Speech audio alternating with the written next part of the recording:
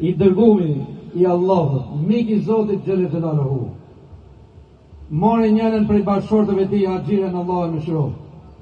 Dhe aty ku sot është Qabi e Bekume, aty e lënë së bashku me Ismailin alayhis salam. Në një vend tha, pasni mbrojtje pasni sa. Por duke qenë një çift i mrekullueshëm, një grua mrekullueshme, një djalë i mrekullueshëm, urdhën e Zotit apo të babait tyre nuk e bën dysh.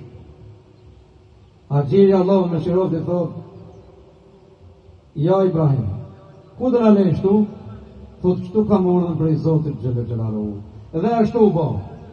Allahu Xhelel Xhelaluhu pra e zgjeroi atë vend më pas, por para se të vëmë këtu, Allahu Xhelel Xhelaluhu i furnizoi, i begatoi. Aty është një ujë i bekum sot, ku është pusi i Zemzemit në Qabën e Shenjtë, i cili është burimi i parë i ujit me të cilët Allahu Xhelel Xhelaluhu i furnizoi. Po jo vetëm kaq.